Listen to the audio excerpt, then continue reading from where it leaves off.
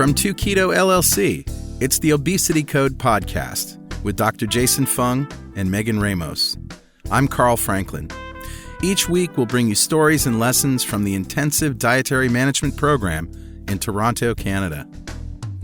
This week, we hear from IDM patient Marie Drake. Marie has successfully reversed 3 of the major negative outcomes of metabolic syndrome, namely obesity, type 2 diabetes, and polycystic ovarian syndrome, by changing her dietary habits. I had been struggling with my weight much of my life. I had been a very thin, very unhealthy vegan for some time. I'd also then been vegetarian, and I still kept getting heavier. Then I also ran marathons. I trained for 7 marathons, ran 5 of them, and I ran, 5 or 10 half marathons. I also ran a 17-mile race, and I just kept getting heavier.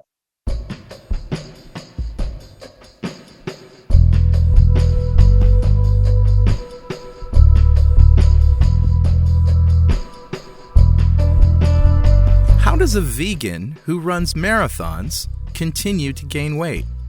That doesn't make sense. Or does it?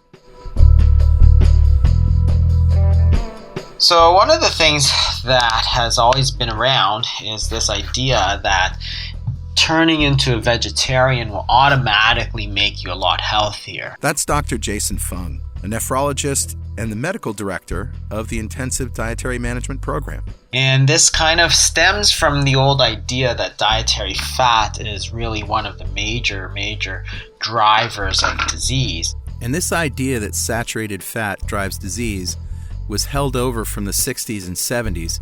But how did they come to that conclusion? There was a sort of epidemic of cardiac disease in the post-World War II era. You may recall that in 1955, President Eisenhower suffered a major heart attack, and the doctors at the time believed that it was saturated fat, so they completely took all the fat out of his diet. And what happened? He continued to have more heart attacks until he died of one.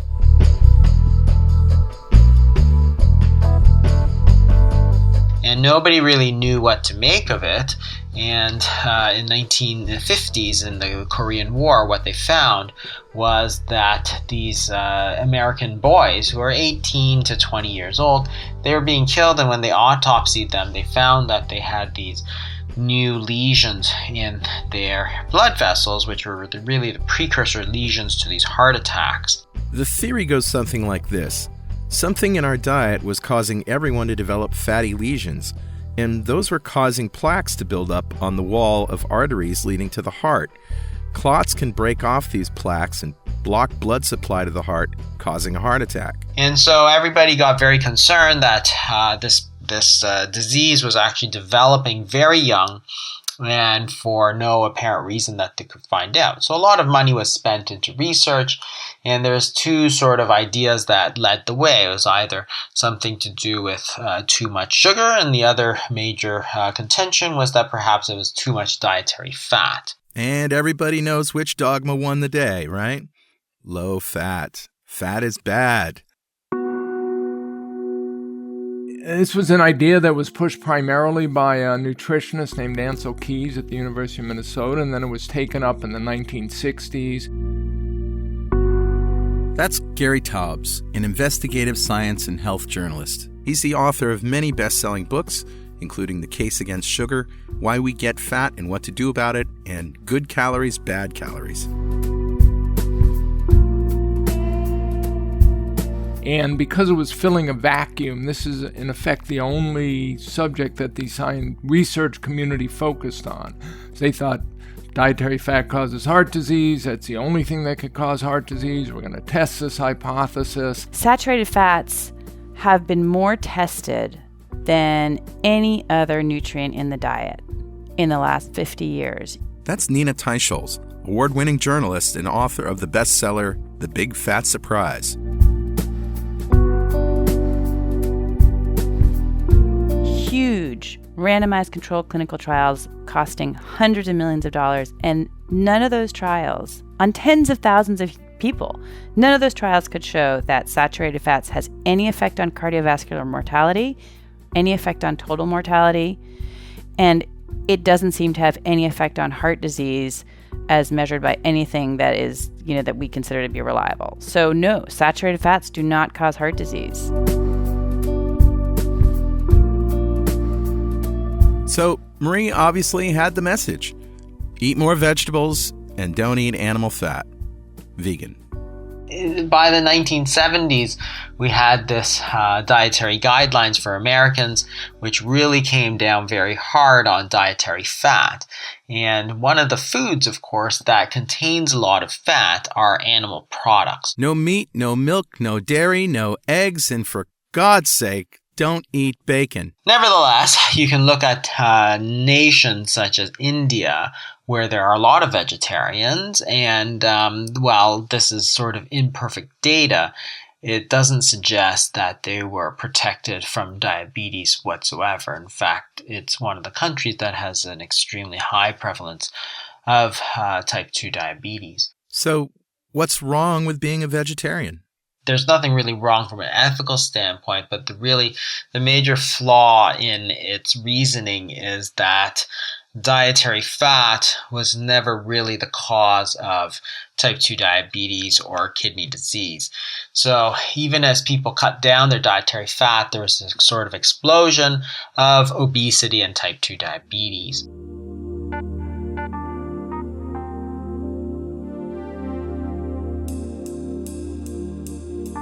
So, getting back to Marie, by January 2015, she was ready to go low carb. Marie saw her internist, who was herself into low carb, high fat, and had lost about 80 pounds 15 years earlier on a ketogenic diet.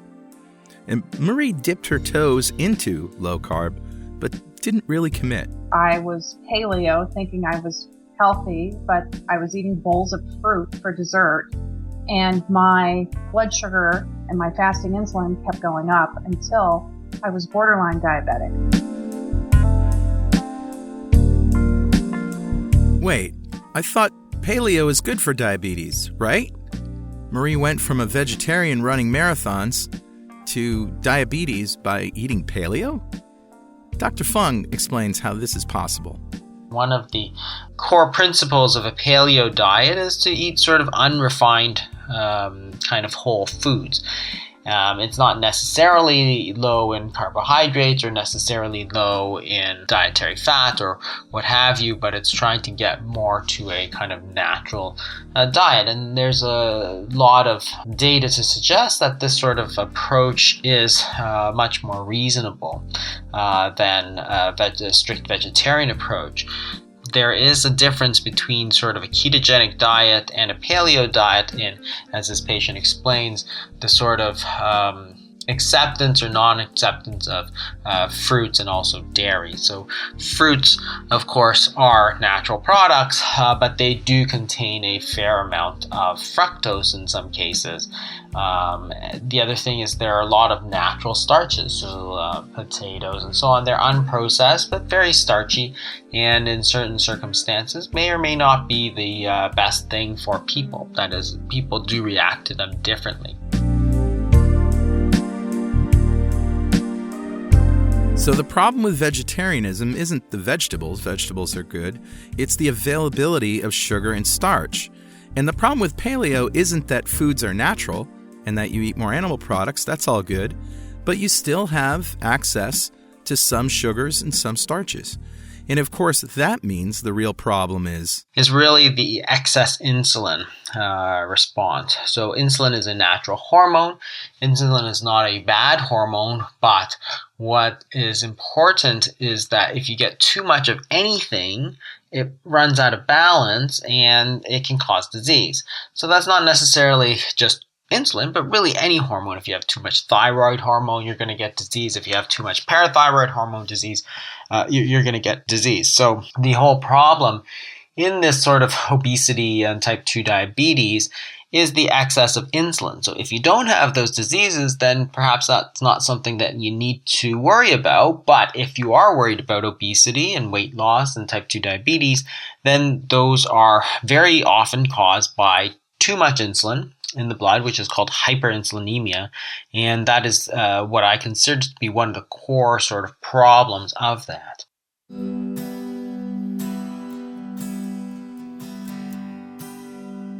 So let's unpack this idea of higher insulin playing a major role in obesity and type 2 diabetes. Gary Taubes explains the history and the mystery of hyperinsulinemia and what it actually does.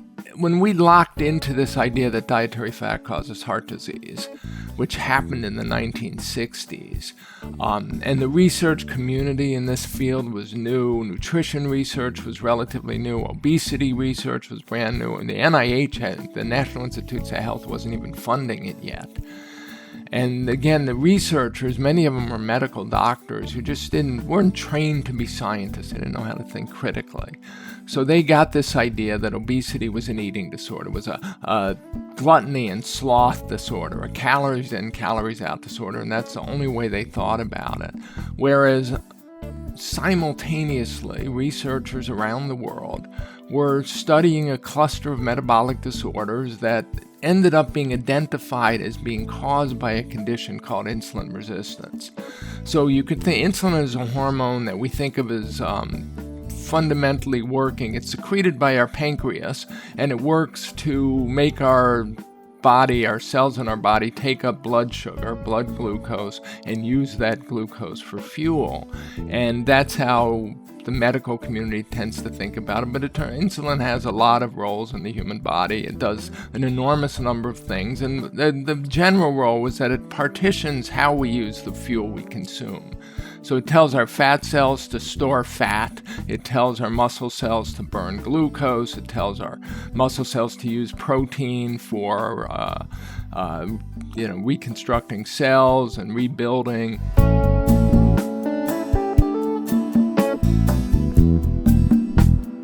So, long and short of it is, you don't want too much insulin hanging around in your bloodstream.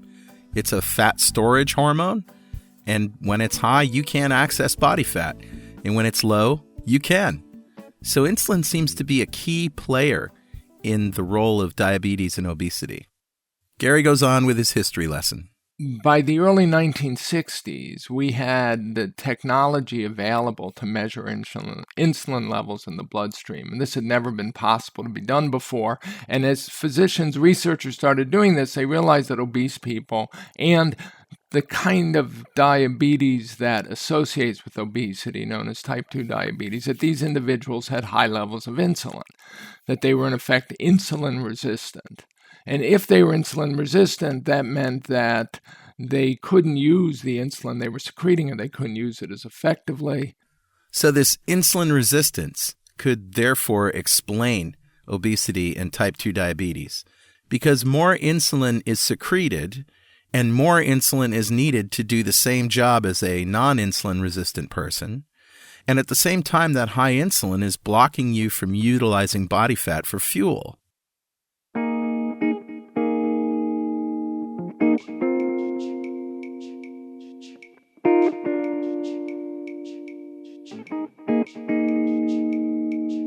As insulin levels go up, as you become more insulin resistant, you are going to become more of a fat storer than a fat burner. It's one way to think about it. Your body is going to be locked into a hormonal state where you're storing fat and continuing to storing fat rather than to use it for fuel. And so this was an alternative hypothesis of obesity that emerged in the early 1960s, and that the researchers then simply couldn't wrap their heads around because they had already been convinced themselves that the problem was gluttony and sloth. So they believed there can't be any hormonal explanation for obesity is an excuse for fat people to eat too much and not exercise, and they weren't going to accept it. And despite the evidence continuing to support it in a whole variety of ways, including evidence indicating that this same insulin-resistant condition is increasing the risk of heart disease, increasing risk of hypertension, increasing diabetes, insulin resistance is, in a sense, type 2 diabetes. The medical community just kept locked in on dietary fat causes heart disease, and people get obese because they eat too much.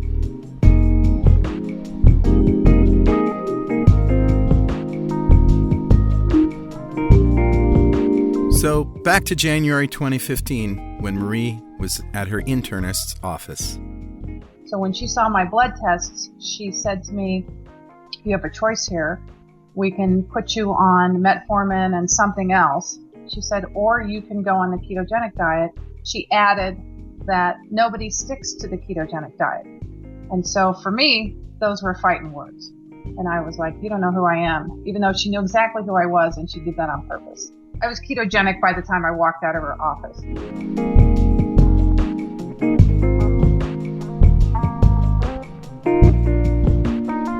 A ketogenic diet is a very low-carb, moderate-protein, high-fat diet. That's my friend and mentor Richard Morris, the other keto dude.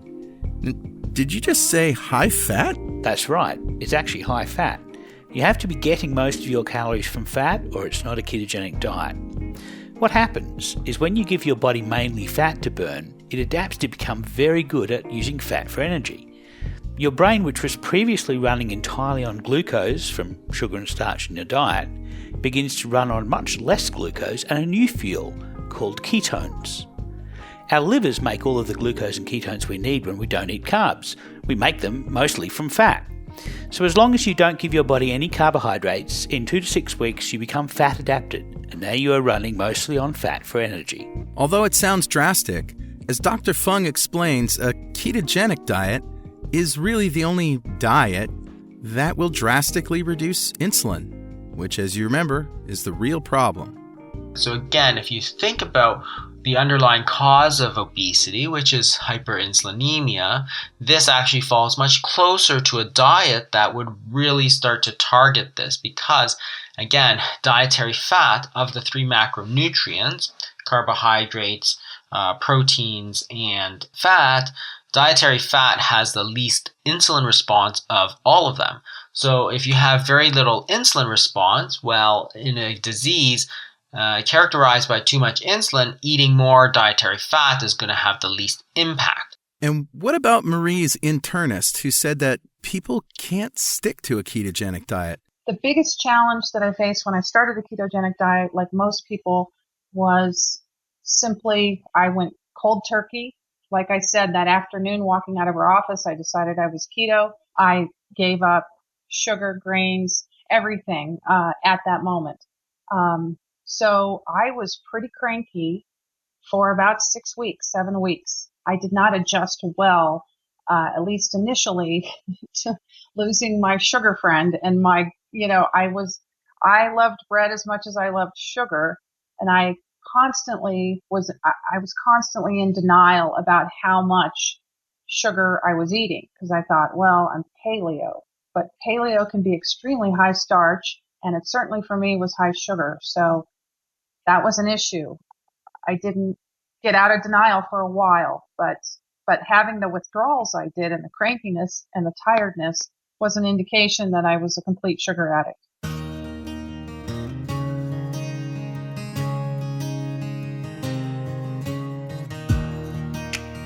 What Marie was experiencing is a classic case of carbohydrate withdrawal, sometimes called keto flu. This is a period where her body was adjusting to a new way of fueling. So she would have experienced some exercise intolerance where you go do some exercise and 10 minutes later you feel a sudden drop off of energy.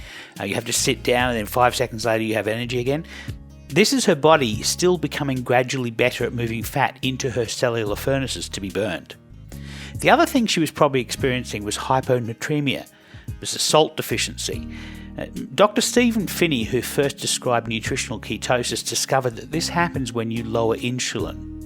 Her body was used to being awash in insulin, and insulin causes her kidneys, which filter her blood, to put the salt back into circulation. When you have less insulin, it's not reabsorbed, so you need to eat more salt. So taking an additional 1 to 3 teaspoons of salt a day is actually recommended during this initial phase to help people get over the keto flu. I asked Marie if she knew about the salt connection. In retrospect, I didn't know anything about the salt, but my internist did, and she recommended I use a product called Elyte. It's E-L-Y-T-E, and I did start using that in my water all the time, but it wasn't enough. I now know by listening to various podcasts and reading the book, The Salt Fix, that I was not getting nearly enough salt. And I still have to work on that. That is one of my challenges, is to make sure I'm getting enough salt. But my internist was a big proponent of using lots of salts, because I also was seeing her for adrenal fatigue, and she told me that craving salt was a sign of adrenal fatigue. And because I did have some adrenal fatigue, I needed more salt than most people. Then in addition, when I went keto in late January 2015, she was adamant that I needed more salt than I thought I did, and particularly because I had an electrolyte imbalance even prior to going keto.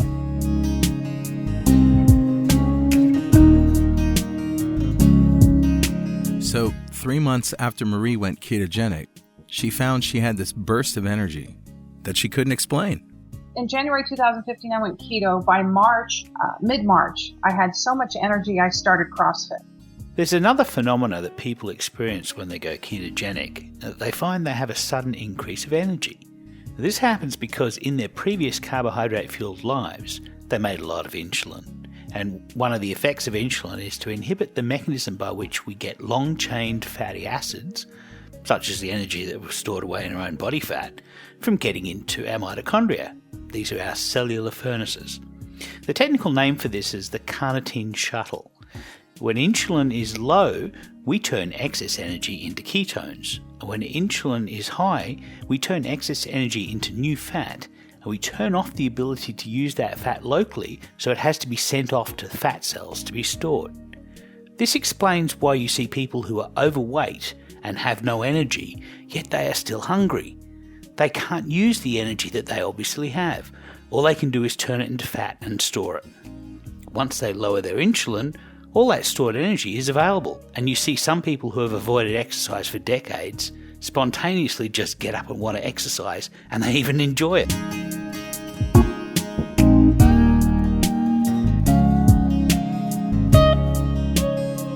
Even though Marie loved CrossFit, she found it challenging and found she had to take it slower than everybody else. I was in remedial CrossFit, but I had great coaches. I never got injured. And I didn't do it 5 days a week or anything. I was 52 at the time, and but I did love it. I did it a few times a week, and that's how much energy I had, because I also walked a couple hours a day with the dog, and I just was bursting with energy. But I started to slide into eating starch and sugar on special occasions. Yep, that happens. Marie was beginning to think maybe her internist was right. Maybe people can't stick to a ketogenic diet. Well, she didn't really know it yet, but the longer you stay in ketosis, the easier it gets. And those cravings eventually go away. But she wasn't there yet. So I sabotaged my new keto lifestyle by quote-unquote rewarding myself with starch and sugar on a birthday or on a celebration or with family. I think sugar and starch is so addictive to me that once I started having a little bit of it once or twice a month, I quickly slid into, well, it's the weekend, I get a piece of cake, or it's the weekend, I get a big bowl of fruit with yogurt. And of course, we all know that's a giant load of carbs and would just trash my blood sugar. But I kept rationalizing it. And so my keto program was half-assed at best. It was still better than most diets I had ever been on, even though I shouldn't call it a diet, but it really was better. And I was losing weight pretty steadily. I lost about 30 pounds in 6 months, even doing it half-assed. And my blood sugar, by the way, my fasting insulin, my blood sugar started to go down. It didn't go down very fast because, of course, I was sabotaging myself. So I did not do this perfectly at all. People incorrectly assume that if they just lower their carbohydrates, or they have carbohydrates less frequently, that they can do a ketogenic diet, or that they can get most of the benefits that come from a ketogenic diet if they mostly do a ketogenic diet. Unfortunately, it doesn't work that way. Our bodies are designed to prefer glucose for energy when they can get it. So if you give them a little, then they're going to wait around for more, and they will start to reverse your fat adaptations while they are waiting, and you will likely start feeling intense cravings for sugar and starch again. If you give them none, they give up and become great at using fat, and most of the cravings for sugar and starch go away. So Marie had lost about 30 pounds by March 2016, and she figured she had another 20 to go. But then, something happened. I was diagnosed with lobular carcinoma, which is a rarer type of breast cancer. I was completely freaked out and knew a friend of mine, an old friend of mine from Crested Butte, where I grew up, a friend named Allison, who had been diagnosed with brain cancer and was treating it in part with the ketogenic diet, a very strict form of it. Allison put Marie in touch with Dr. Naisha Winters, an oncologist and founder and CEO of Optimal Terrain Consulting in Colorado. After an hour-long consultation with Naisha over the phone, Marie became a little bit more reassured about her chances of survival. It was very reassuring in a lot of ways. It was an extremely thorough appointment. I can't recommend her enough, nor can I recommend enough her new book called The Metabolic Approach to Cancer, which I've read twice and which I give out now. Dr. Naisha describes that meeting with Marie. She had come to me after having some issues around breast cancer, and the doctors were kind of pushing her to be very aggressive with her treatment, though all of her labs and everything else said that would be an overzealous approach for her. She actually had some testing that showed she wouldn't be a good responder to chemotherapy or a good responder to even the hormone blockade therapies. I was not a good candidate for tamoxifen, which is what they give premenopausal women with breast cancer much of the time as a way to shut down hormone production like estrogen. At 53, Marie showed no signs of menopause, yet this was an estrogen-driven cancer. So they worked together to try to find therapies that would shut off the estrogen. We did the Dutch test. The Dutch test is a hormone test. We did saliva tests. We did blood tests. And I also worked with my internist. She's not an oncologist, but she was wonderful about helping me obtain these blood tests that were necessary.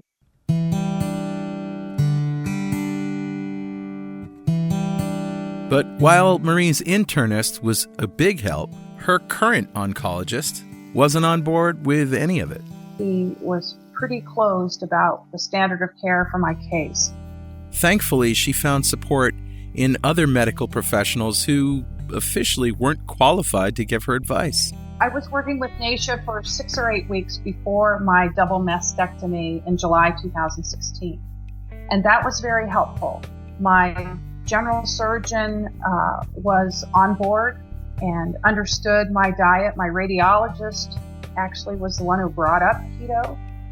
Though she's not really allowed to talk about diet, she was very open about it and said, well, you need to stop sugar. You need to stop anything that turns to sugar in your system. You need to look into this. And then she, of course, couched it with, this isn't actual advice because I'm a radiologist.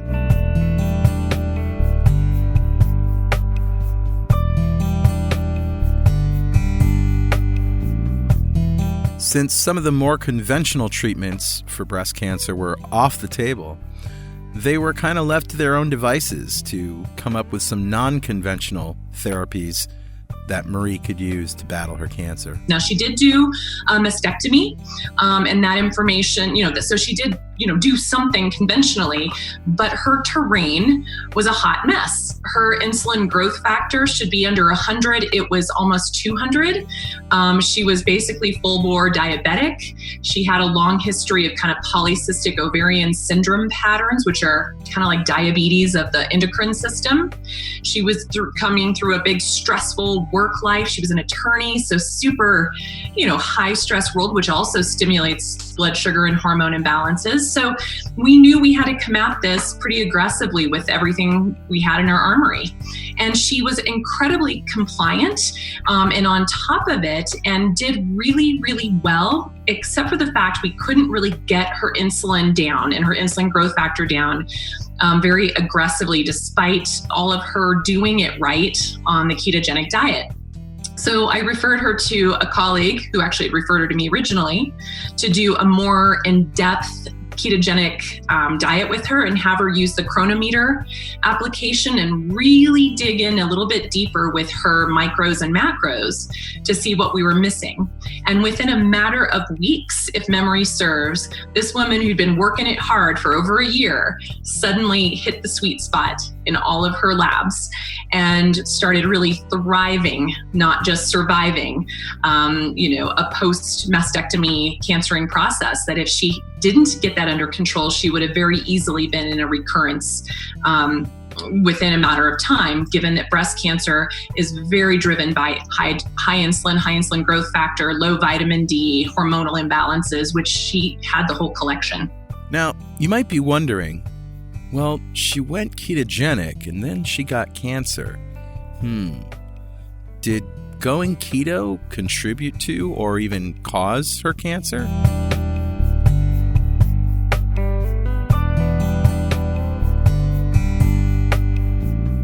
Due to the size of the tumor, my oncologist told me that cancer cells divide X number every 30 days, and that he calculated my tumor had been growing for 8.2 years. So the other thing that happened was I had an insurance glitch and could not get my surgery right away. So between my diagnosis in March, and I was supposed to have surgery in June, and they had to stop it because one of my surgeons was not covered by my insurance. So we had to change surgeons, and then I couldn't get surgery until July. But meanwhile, my tumor didn't really grow much, and I attribute that to my diet. Don't have any proof of that. There was no double-blind study, but people believe, and I'm one of them, that not feeding those cancer cells any sugar or grains, in fact, slowed down the growth of that tumor. So it turns out exactly the opposite was true. It was her previous condition, her PCOS, her diabetes, that perhaps signaled the growth of the tumor in the first place, and her eating ketogenically was actually slowing the growth down.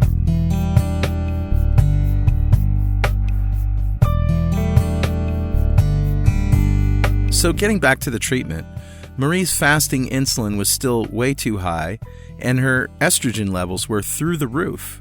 So both my new oncologist and Dr. Winters agreed with each other that the best course of action, given my genetics, was to have a total hysterectomy.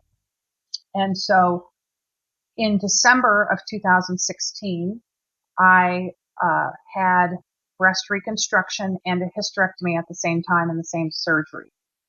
But it wasn't until after the double surgeries that Marie really began to take a look at what she was eating and how that might be affecting her insulin levels, which were still high.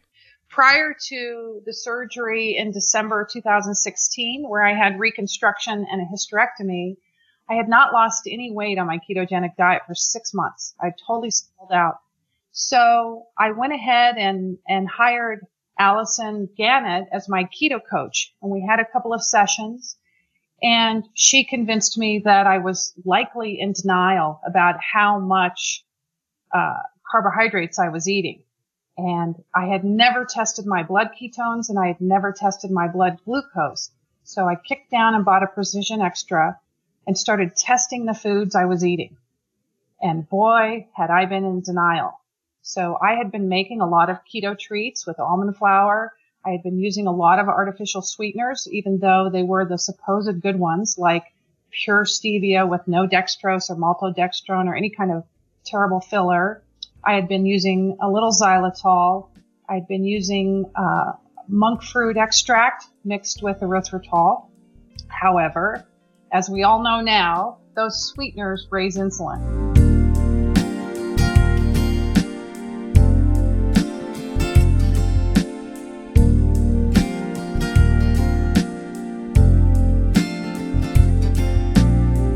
Keto desserts, which of course they can really be the gateway drug to help you transition from your old life into the new life. But at some point you want to start letting those things go as well. And Marie had to learn, just for her particular pattern, she couldn't get away with it as much as maybe somebody else with a more metabolic flexibility could. And hopefully And given how long she's, been at this and how well she responded when she reined it in, she'll be back to having more treats in the future. But we just have to retrain her chemistry to be a lot more metabolically flexible, and she's finally doing it.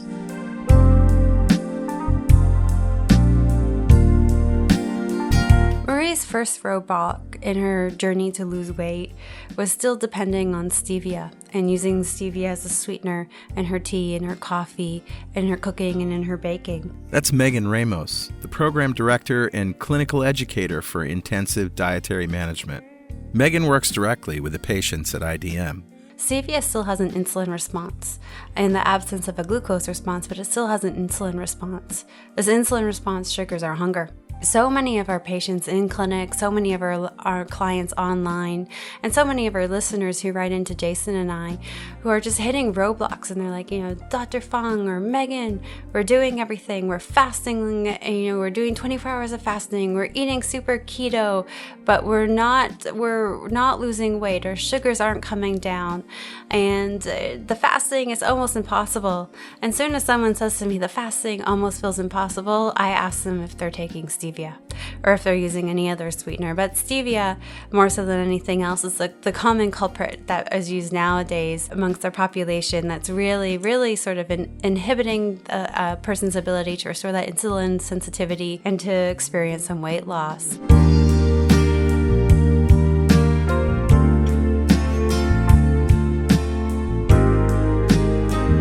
Once I started testing my blood ketones and they were low and I was not in ketosis very much of the time, I could totally chalk that up now in retrospect to the amount of treats I was having. But I was irritated that I wasn't losing weight.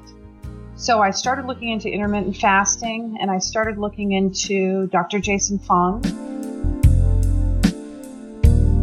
Marie went out and got Dr. Fung's books, started listening to the Fasting Talk podcast, and started intermittent fasting. I started by eating in an 8-hour window. So I was fasting about 16 hours a day. And I was still having coffee, and I'd have some cream with that. So I wasn't fasting with just water and salt. But I was fasting, and I thought, this is going to help. Well, nothing happened.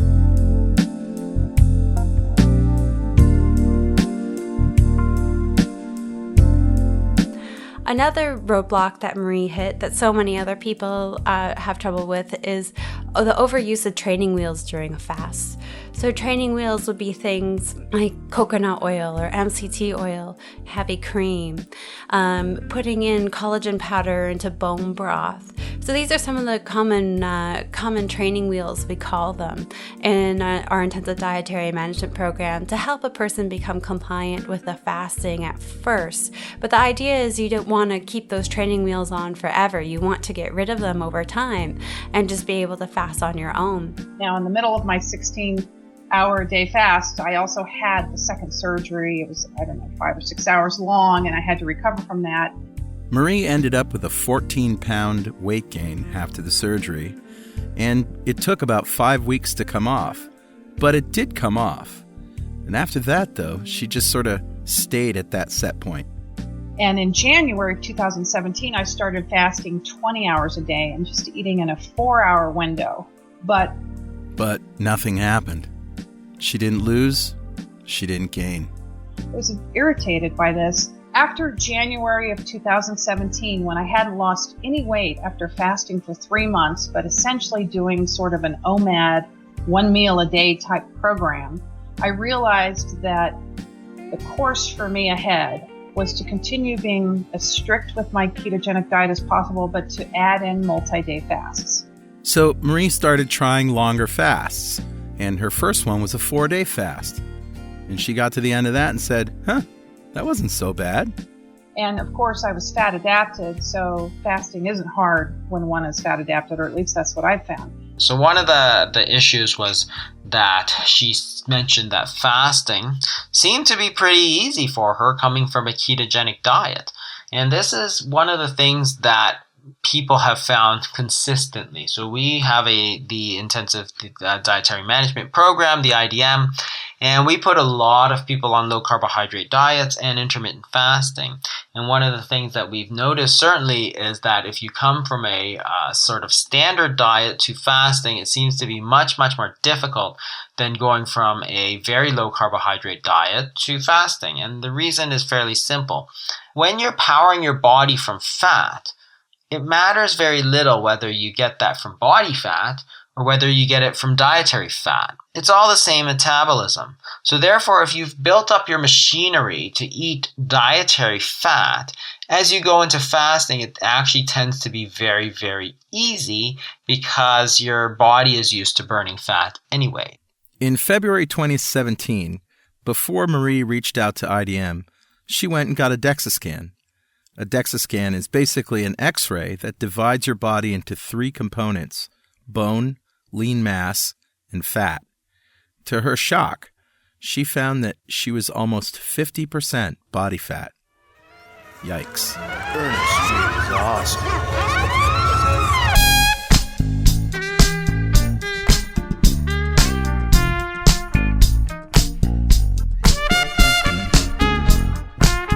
By March, I tried a 5-day fast. It was a little bit more of a challenge just psychologically, and then I thought, I think I need more support. So what I did was I signed up for the Remote Intensive Dietary Management Program.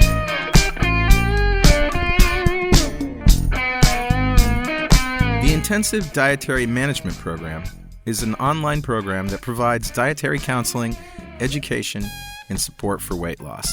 You can learn more at intensivedietarymanagement.com. As soon as I signed up from the first appointment, I had so much support. I really enjoyed working with Megan Ramos and still do. I plan to continue it for as long as I need to. But what happened was I started to lose some weight.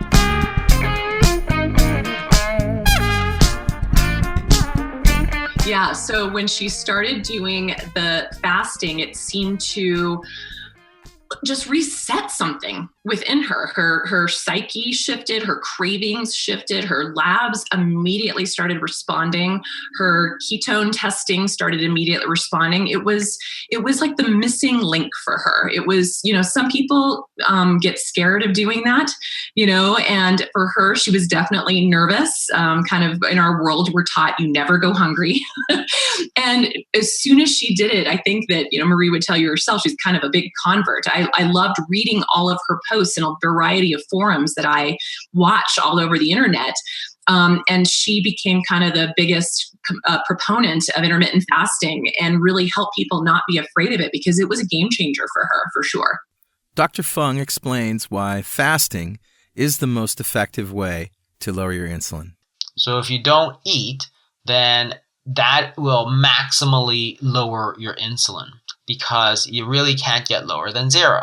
So almost all foods, now normal foods that we eat, will stimulate insulin to some degree.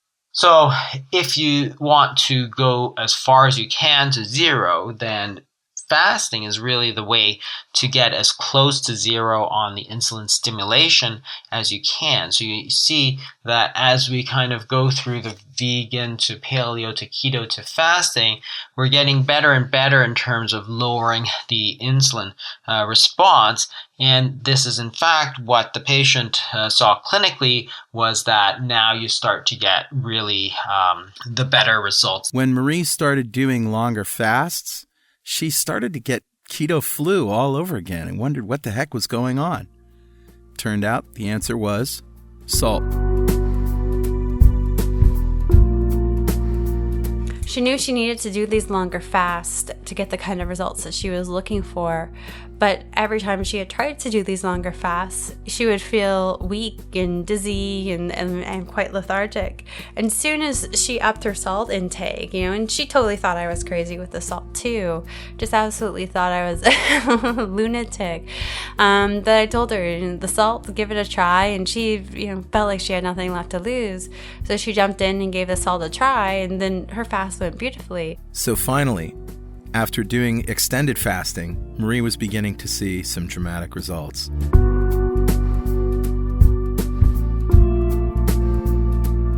I started fasting 5 days a week, every week. What I learned from IDM was when I had my days off of fasting to really feast. And by really feast, I mean I upped the fat. And I also ate avocados, which changed my life. So the intermittent fasting by itself was a good idea. But she was having cream in her coffee and some other training wheels, so she had to get rid of those. But it turns out the biggest problem was that she wasn't eating enough on non-fasting days.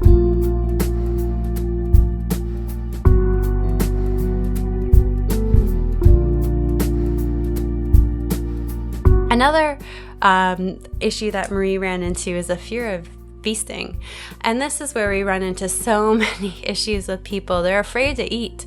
So many people out there are terrified of feeling full because they've had this traumatic experience with dieting, with calorie restriction in the past. So now we're trying to tell people it's okay to eat. It's okay to eat. You're eating low carb, high fat. The calories from carbs and the calories from fat, they have very different hormonal responses in the body. It's okay to eat fat to satiation. And one of the things that makes a person a successful faster is actually feasting. They're eating these skimpy little rabbit-sized meals, and it's like, you need to eat. And then they'll say, what kind of fasting coach are you? You're telling me I need to eat. Well, eating will make it better to fast. And every time they roll their eyes at me, I can see the hesitation and in their facial expressions. But when they try it and they eat and then they fast and they lose weight, they're just blown away.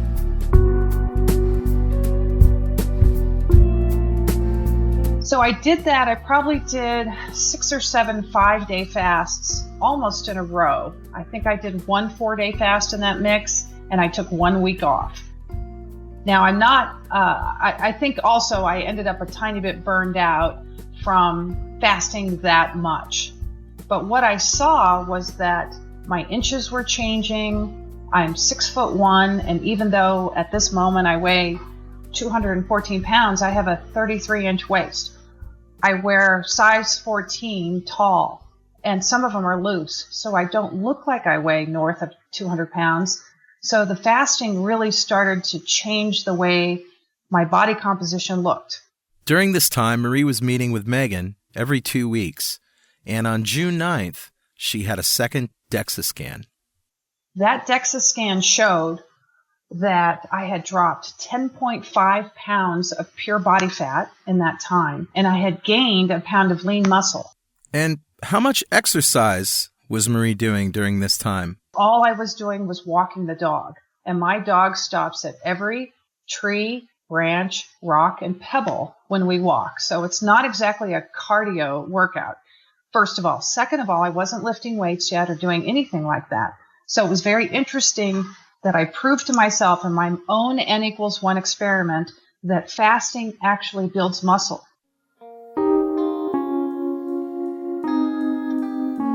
Fasting builds muscle. Well, it kind of makes sense, doesn't it? I mean, it's completely counterintuitive, but it does make sense. Why would your body eat its own muscle when it's perfectly fine fueling itself with body fat? Here's Megan again. Another thing that people are often afraid of is muscle wasting. And I don't think Marie was particularly afraid of this, but she was mindful to go and have DEXA scans done to assess her body composition quite frequently.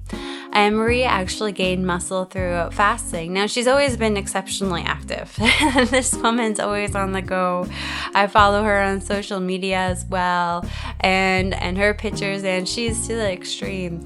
But she's been this way for her whole life. She's been through hell and back, with her diabetes, her PCOS, obesity, breast cancer. She's just been through the ringer, and she's been able to maintain her muscle mass because that's how active she is. And then she started doing all these longer fasts, and most people just think that these longer fasts must mean that you're muscle wasting.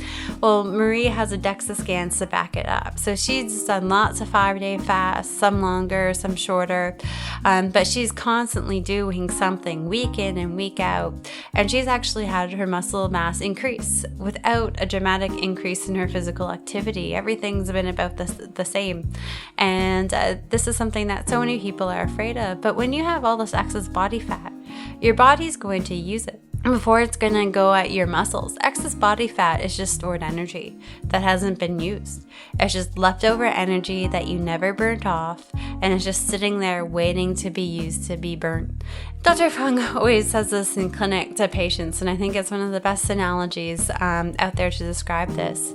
If you're at a cabin in the woods and it's minus 40 out, and you're freezing cold and you want to make a fire, you're not going to hack up the sofa or hack up the dining table or the coffee table to throw into the fireplace and build a fire. You're going to go outside and get some fire from that massive pile of firewood that you have sitting outside. So your body's going to utilize all this excess energy before it starts to eat away at your muscle mass. It just doesn't make sense. So Marie's been a great example at building great body composition, decreasing her body fat percentage and actually increasing her skeletal muscle percentage without altering her physical activity whatsoever, and just through altering her diet and through her fast.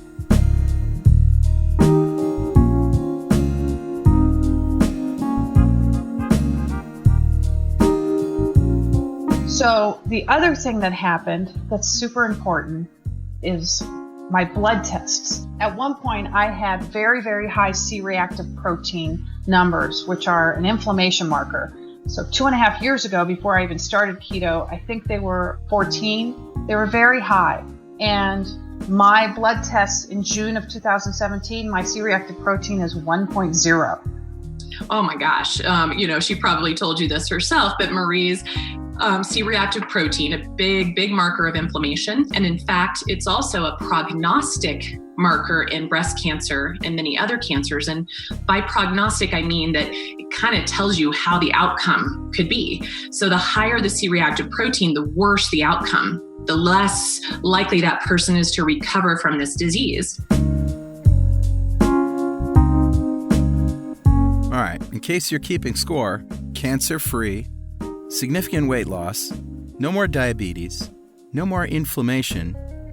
What else? One of the interesting pieces of the puzzle for me that was inadvertent, especially because I wasn't planning on having children in my 50s, but I had PCOS since my early 20s. And when I had the hysterectomy at age 53 in December of 2016, they biopsied all of the organs they took out. So they biopsied fallopian tubes and ovaries and my uterus. And everything was negative, thank God. But one thing that was a little bit remarkable was that there were no cysts on my ovaries. Dr. Fung explains how PCOS fits into the metabolic puzzle.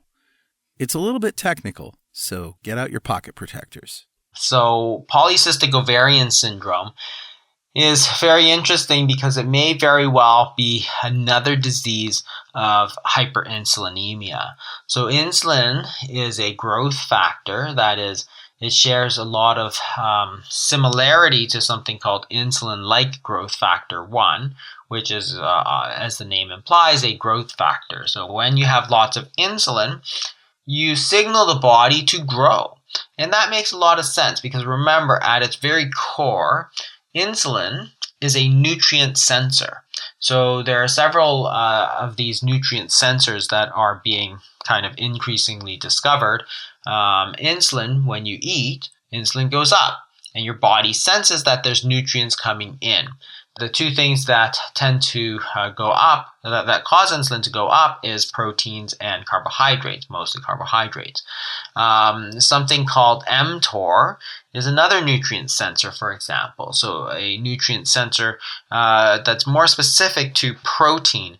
So even when you eat small amounts of protein, the mTOR will sense that there's nutrients coming in.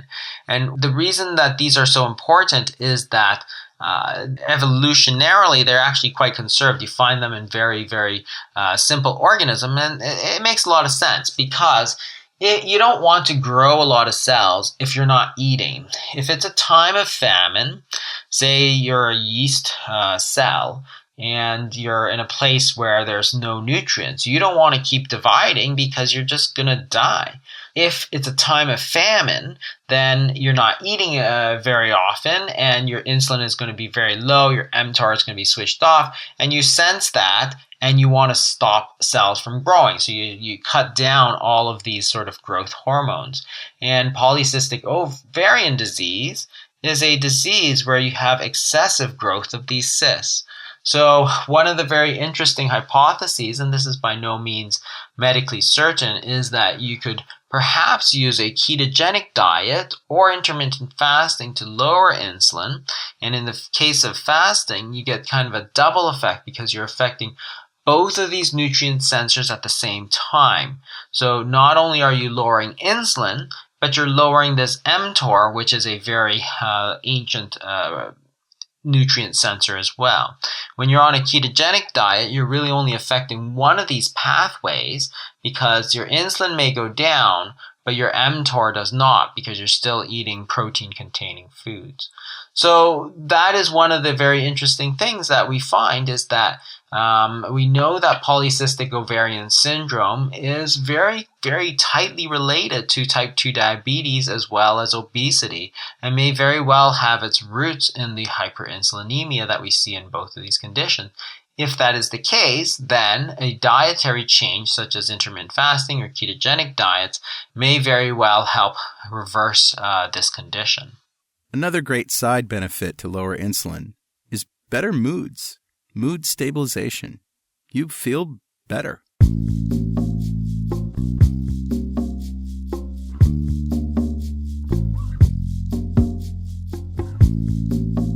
Well, I think I was more anxious when I was eating a high sugar, high starch diet. I know I was. I'm a lot calmer now, and people have remarked on that, particularly my husband, who I live with, so he really noticed. And I think my moods are much more even. I have not experienced what we all read about when women go through menopause, and I was put through surgical menopause in a very abrupt way in December of 2016, but I have not experienced wild mood swings or any depression, and I feel great. I also feel like telling people menopause is no excuse. If I'm losing weight, I'm losing weight. When I first started working with Marie, I would classify her personality as intense and pretty anxious. This is one of those things that I don't mind hearing from people too much. I want people to feel like we're available to them and whatnot, but I was hearing from her a lot in the beginning of her journey. I barely hear from her now. And the posts that I see her put out there and the feedback I get is that she is a whole different being. I mean, she is calm. She is finding joy. She was always, I wouldn't say she was negative, but it was hard for her to really tap into joy and to also trust what was happening in her body. So a lot of fear around this and sort of, am I doing enough? And so this kind of even keel in her metabolic flexibility really changed her brain chemistry and most likely her endocrine and her endocrine neurochemistry drastically enough that she seems to be in a really good emotional place as well as physiologic place. And so, by the way, since January 2015, I've lost a total of 47 pounds as of this morning. At 6'1", having a 33-inch waist is like rock star awesome. Rock star awesome. We couldn't agree more, Marie. And congratulations on your success. You've been listening to the Obesity Code podcast, stories and lessons from the Intensive Dietary Management Program. I'm Carl Franklin. We'll see you next time.